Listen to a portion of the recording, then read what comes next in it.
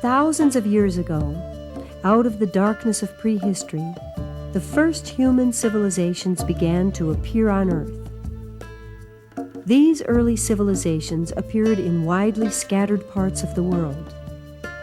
A great civilization was born, for example, in Egypt, while others appeared in Asia, and still others in the south of Europe around the Mediterranean Sea. And at about the time that the mighty Roman Empire was near its height, people in a beautiful, faraway land were about to step out of the mist and into the light of history.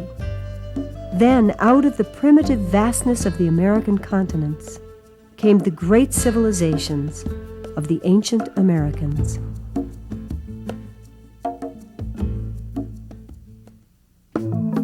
The first people to live in the Americas came from Asia through Alaska, about 30,000 years ago.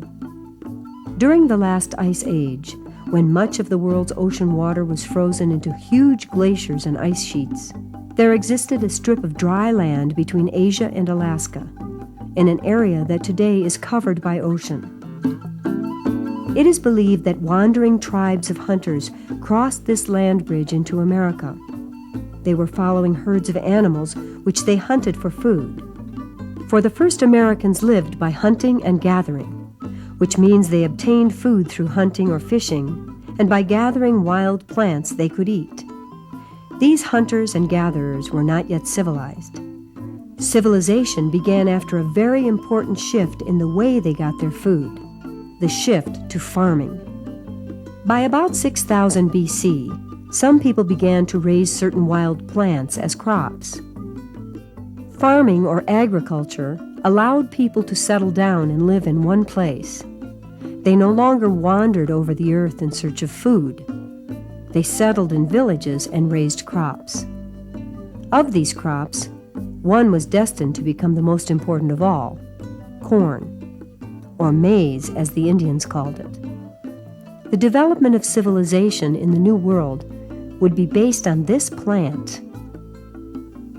As people settled down to farm, they began to build permanent houses like this one. And as more people took up farming, villages grew into large towns.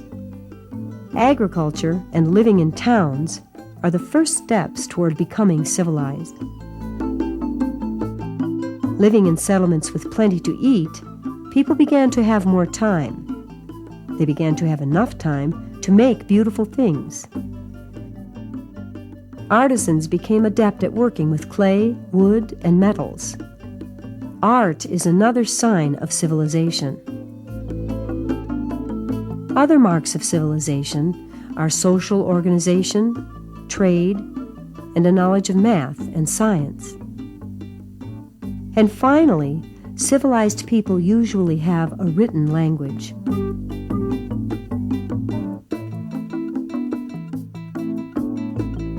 The first American farmers may have lived here in southern Mexico and Central America, an area we call Mesoamerica.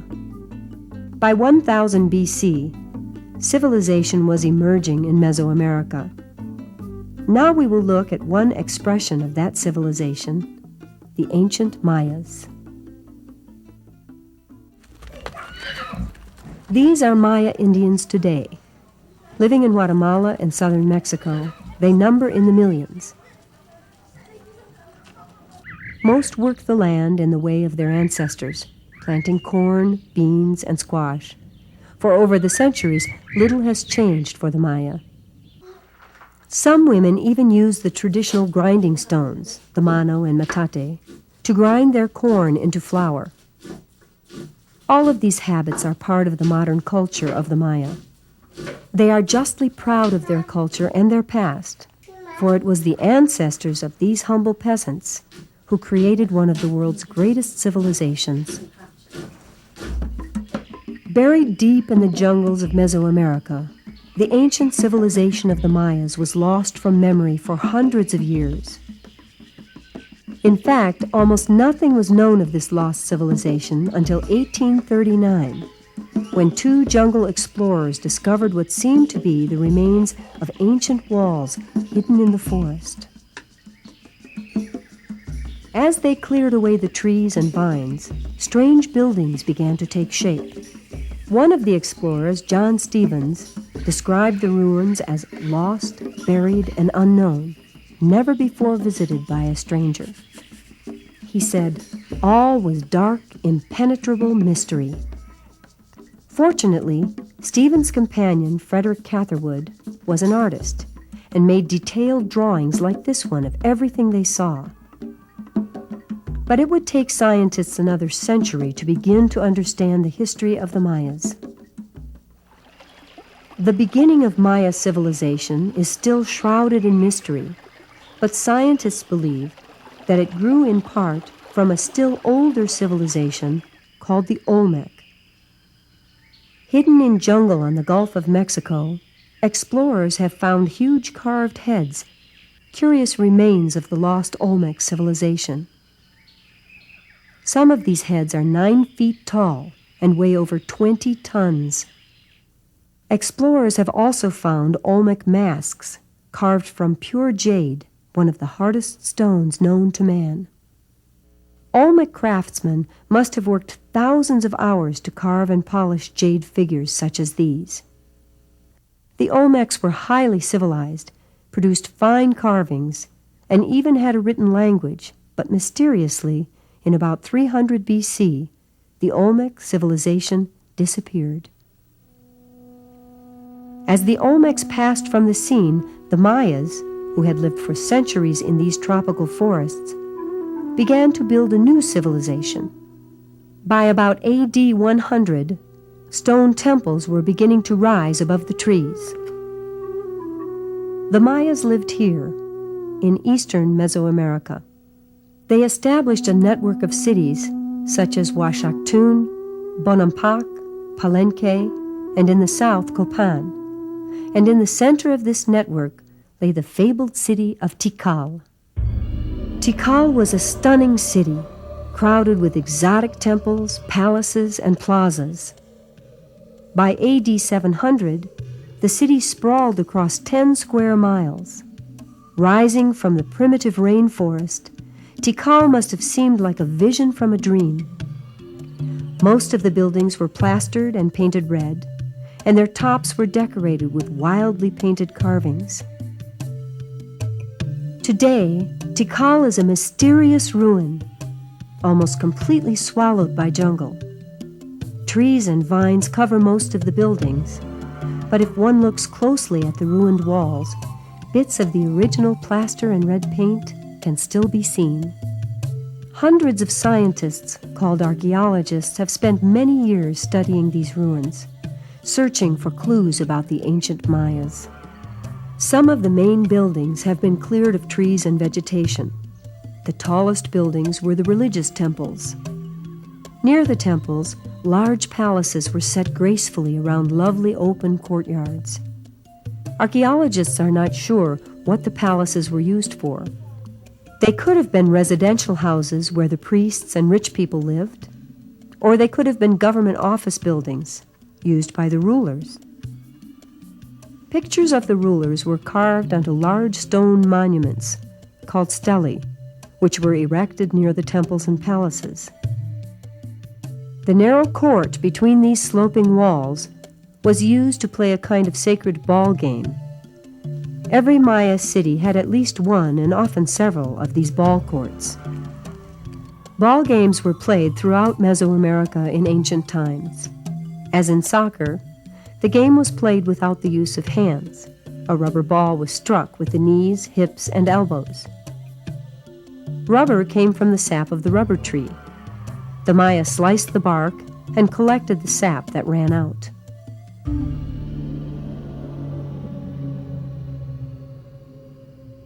Archaeologists believe that Tikal, like other Mayan cities, was a ceremonial center, which means that most of the large buildings we see today were used for religious ceremonies. The most important ceremonies were performed by the highest-ranking members of society, the noble priests. They ruled over Maya society.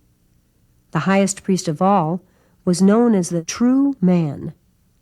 He was like a king and ruled over everyone in the city. The existence of these social classes, rulers, priests, and common people, is a good example of social organization. We can see what the noble priests looked like when they were dressed up for a ceremony. Such fantastic costumes must have set the nobles apart from the average Maya, for most people were ordinary farmers. Like the Maya of today, they spent long days tending their fields. And they lived in simple houses like this one, made of sticks, covered with mud. And like the Maya of today, they traded in large public markets. All of the cities like Tikal had such markets, where ordinary people could trade the surplus from their gardens for things they might need. On some days, the men would walk out into the jungle in search of meat for the evening meal. Above them, monkeys looked down from the safety of the treetops, keeping a watchful eye on the hunters. But the hunters had their minds on easier game, perhaps a wild turkey, venturing out to feed in a clearing. On a good day, they would capture several of these beautiful birds, taking them back alive to their houses. But on a bad day, they might return home empty-handed. Good days and bad days. These were not mere figures of speech to the ancient Maya, for all of Maya life was built around the idea that some days were naturally good and some were bad, and only a priest could foretell which was which. To do this, a priest consulted a special ritual calendar, which listed all of the days in a ritual year. Inside the circles are symbols for different days, some good and some bad. For example, this day, called Imish, was a good day. Good days were set aside for important work, such as planting. But this day, called Simi, represented by a face with the closed eyes of a dead person, forecast bad luck or even death. So this was not a good day to do anything important. The Maya actually had two calendars. One calendar, a solar calendar, contained 18 months of 20 days each, making 360 days. To this were added 5 unlucky or bad days, making a total of 365 days, just as in our calendar. The other calendar was the ritual calendar, which contained only 260 days. These two calendars turned together like two wheels so that each day a different pair of names was brought together. Each new day was named according to its position on both calendars. For example, this day is 4 Uaya Bimish. In this system, the exact same day only repeats every 52 years, marking 1 century of Mayan time. Many days on the Mayan calendar were set aside for religious ceremonies, which often involved blood offerings to the gods. In piercing his skin with the point of a spear, a priest would offer the vital stuff of life, his own blood. Here the ruler, or true man, is piercing his tongue with a large thorn. The Mayas believed that blood offerings and even human sacrifice were necessary to keep the universe in balance and to keep the wheels of time turning. The Maya were fascinated by the passage of time. They observed the sun as it passed through the sky, and they recorded the cycles of the moon and the planets. Their observations were so precise that they were able to accurately predict eclipses of the moon. For over 1,000 years, the Maya civilization flourished, marked by beautiful art, scientific advancement, and brilliant architecture. But in about 900 AD, the civilization went into a steep decline. No one knows why the civilization fell apart. Perhaps the common people revolted against the noble priests who had become rich and corrupt. Whatever the cause, the great centers like Tikal, Palenque, and Copan were abandoned, and grass began to grow over the temples and palaces. The people moved north to the sunny Yucatan and built new cities, which looked very different from the classic Mayan cities, because they were influenced by a foreign people who invaded from Mexico, a people called the Toltec. From the Toltec, the Maya learned a violent, deadly form of religion.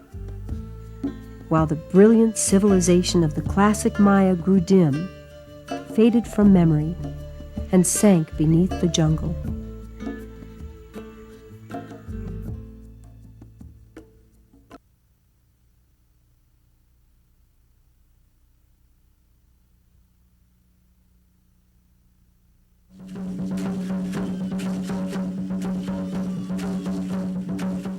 The sound of Indian drums echoes today in the heart of Mexico City as dancers reenact the ceremonies of their ancestors. The sacred steps recall a time when feathered warriors invaded the Valley of Mexico, bringing their fierce customs and violent religion. But only one of these tribes would become famous, burned indelibly into history, a people we now call the Aztecs. The Valley of Mexico lies here in the highlands of southern Mexico. It is a broad basin surrounded by high mountains, and in ancient times it contained a large lake called Lake Texcoco. This was the center of great civilizations long before the time of the Aztecs, and to understand the Aztecs, we must take a look at these earlier civilizations.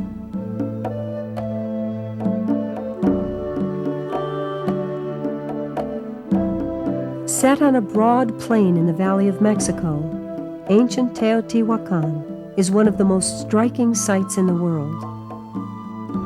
When the Aztecs found these ruins, they were stunned by the enormous pyramids, the rows of temples, and the broad avenues. They thought the place must have been built by gods, so they named it Teotihuacan, which means the home of the gods.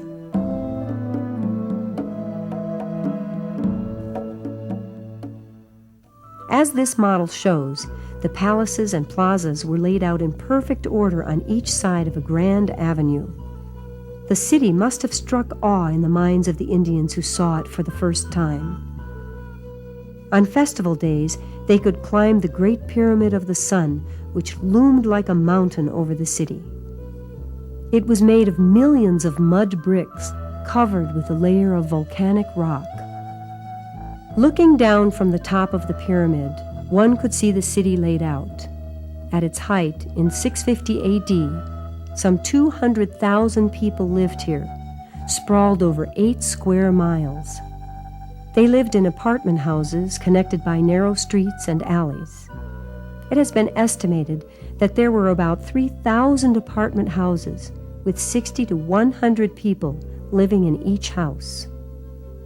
Nearly all of the houses were plastered and painted in a bright color, usually red.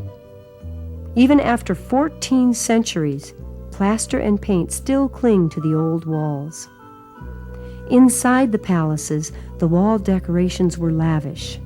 Here the rain god scatters drops of water, while his priests pour streams of corn onto the earth. This goggle-eyed god, covered with corn, was called Tlaloc. He was the god of rain and harvest, while this is Quetzalcoatl, the feathered serpent, a god that is half bird and half snake. These were two of the most important gods, not only in Teotihuacan, but throughout Mesoamerica. For unknown reasons, in about the year 700 AD, the sun began to set on the civilization of Teotihuacan. People moved away, and parts of the city were burned. By the year 750, after more than 1,000 years of splendor, the last people left, and the city fell silent.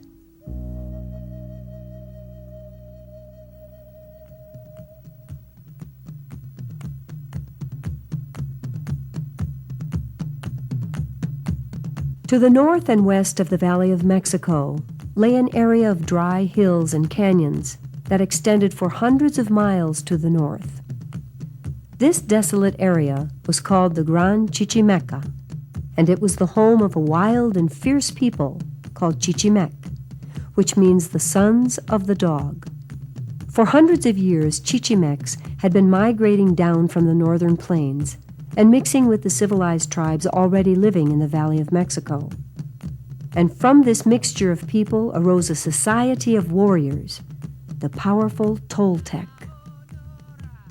Their capital, called Tula, was set atop a broad ridge about 50 miles north of the Valley of Mexico.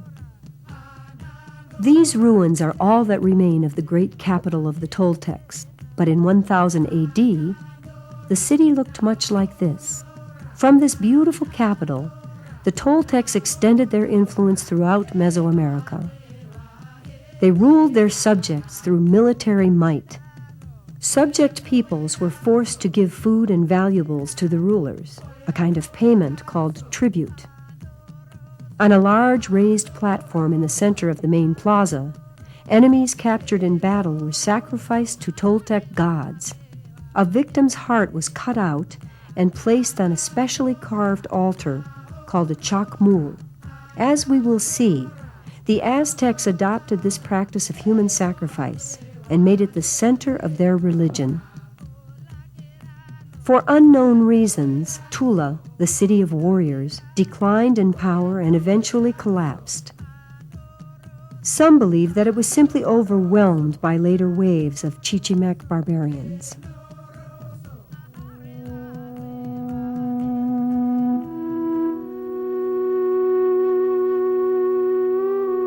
After the fall of Tula, many of the Toltecs moved south and settled in the Valley of Mexico, founding several towns near Lake Texcoco. Over the years, they were joined by even more waves of Chichimecs, migrating into the valley from the north.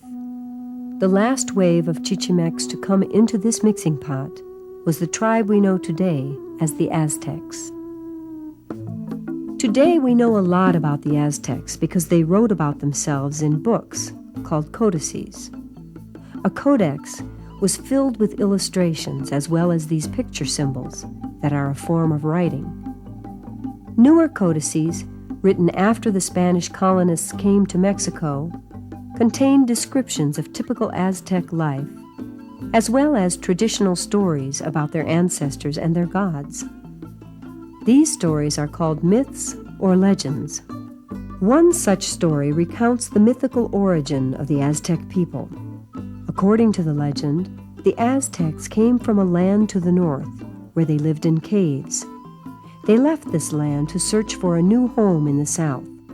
They wandered for hundreds of years, accompanied on their journey by their god, Huitzilopochtli, whose name means hummingbird on the left. Despite his innocent name, Huitzilopochtli was a ferocious god of war. Huitzilopochtli told them to make their new home at the place where they saw this sign, an eagle eating the fruit of a cactus. In the Spanish version of the legend, the eagle is eating a snake, but to the Aztecs, the fruit of the cactus had symbolic meaning, for it represented the human heart. Finally, after centuries of wandering, they found the sign, and here they began to build a great city.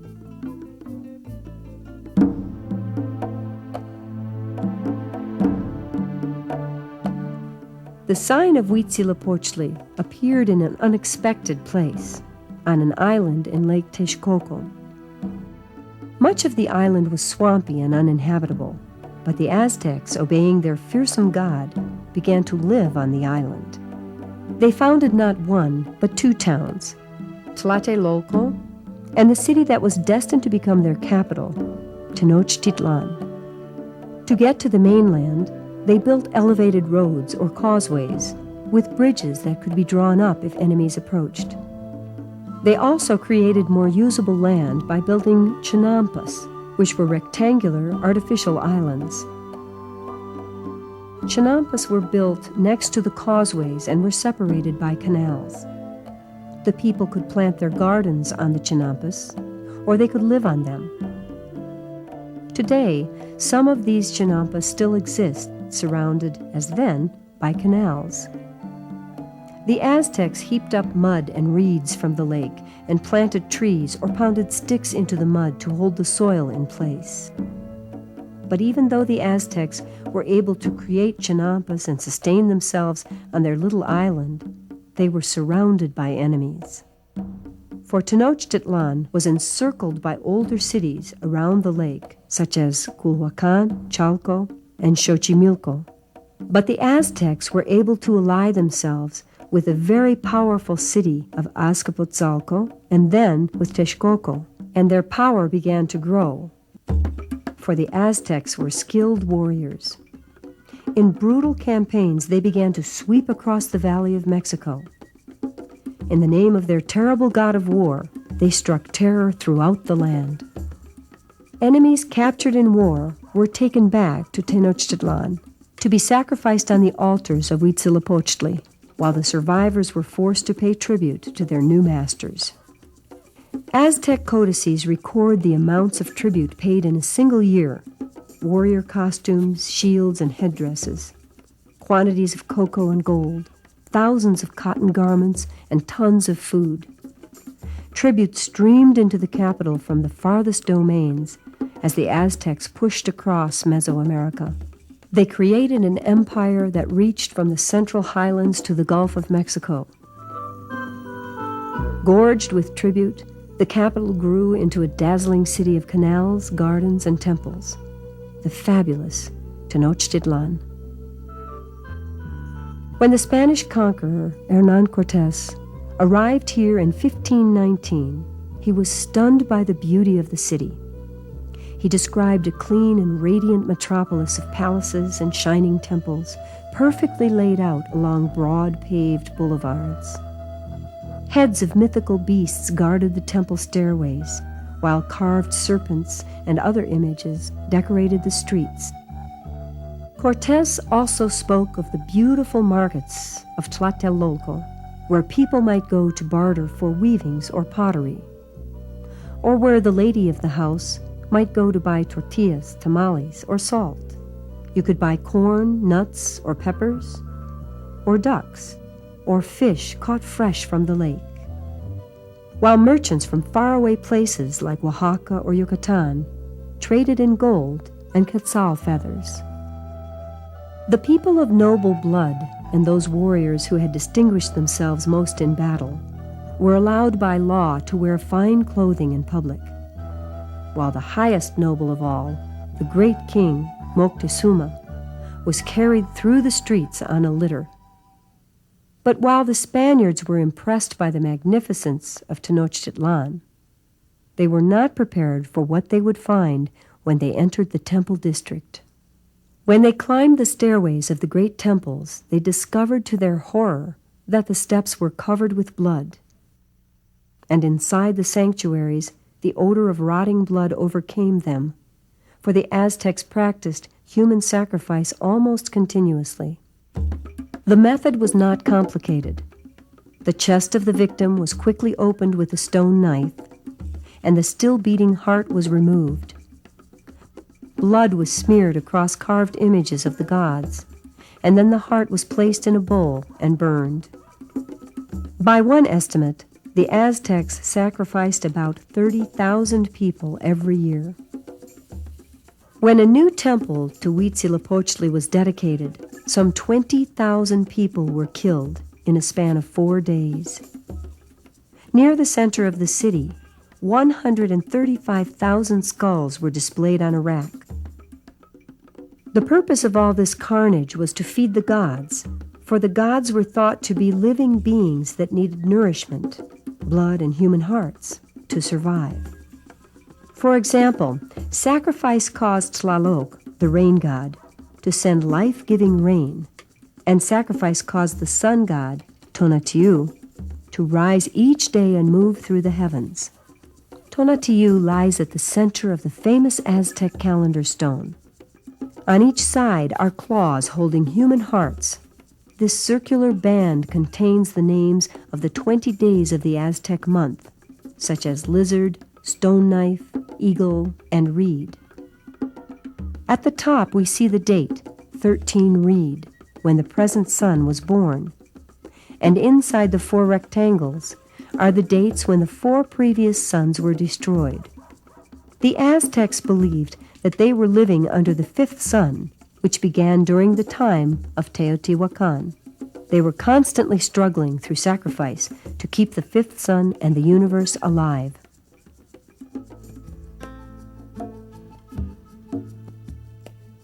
The fall of the Aztec Empire was strangely foretold by one of their own legends. According to the legend, the god Quetzalcoatl, who had gone to live across the ocean, would return in the year 1 Reed to rule over the Aztecs. In one of the most extraordinary coincidences in all of human history, 1 Reed fell on the year 1519, precisely when Hernán Cortés landed in Mexico.